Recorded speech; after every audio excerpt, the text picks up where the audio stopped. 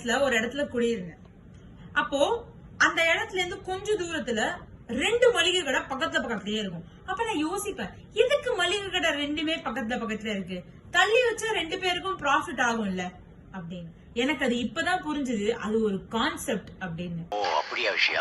மளிகை கடை ஏ பின்னு வச்சுக்கோ. மளிகை கடை ஏ பக்கத்துல இருக்கிற எல்லாருமே மளிகை கடை ஏ பக்கத்துலதான் வாங்குவாங்க. இப்ப தான் ப்ராஃபிட் இன்க்ரீஸ் பண்ணணும்னு சொல்லி மளிகை கடை பி பக்கத்துல போடுறான் அப்படின்னா, உங்ககிட்ட யாரு நல்லா பேசலாம் நம்பிடாதீங்க, நீங்க ஜாக்கிரதையா இருங்க. நீ எங்கடா போற? தெரிஞ்சவங்களுக்கு எல்லாம் சொல்லிட்டு போயிட்டு இருக்கேன். மளிகை கடை பி காரனோட சைட்ல இருக்கிறவங்களும் இங்க வாங்குவாங்க. மளிகை கடை ஏ கூட்டமா இருந்ததுன்னா மளிகை கடை ஏ காரனோட கஸ்டமர்ஸும் இங்க வந்து வாங்குவாங்க.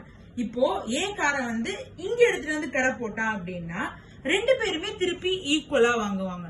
சோ ஒருத்தன் கூட்டமா இருந்தா இன்னொருத்தன் வாங்கிப்பான். இதே மாதிரிதான் நம்ம ரோட்ல பாக்குற ஐஸ்கிரீம் கடை, பீச்ல பாக்குற பஜ்ஜி, போண்டா, இந்த மாதிரி கடை. இன்னும் ஏங்க டி நகர்ல ஃபேமஸா இருக்கிற அந்த மார்க்கெட் ஸ்ட்ரீட், எல்லா கடையும் ஒரே இடத்துல தானே இருக்கு. இது எல்லாமே ஒரு கான்செப்ட் ஆகுதான். இந்த கான்செப்ட் நிறைய இடத்துல ஃபங்க்ஷன் ஆகுது. பிசினஸ்ல, பாலிடிக்ஸ்ல, எக்கனாமிக்ஸ்ல அண்ட் எவ்ரிடே டிசிஷன்ஸ்லயும் இது பாதிக்கப்படுது. இந்த கான்செப்ட் பேரு நாஷ் ஈக்வலிபிரியம். இத ஜான் நாஷ் அப்படிங்கிறவரு கண்டுபிடிச்சிருக்காரு. இந்த மாதிரி ஏதாச்சும் உங்களுக்கு தெரியணும் அப்படின்னா டூ கமெண்ட் இட் டவுன்.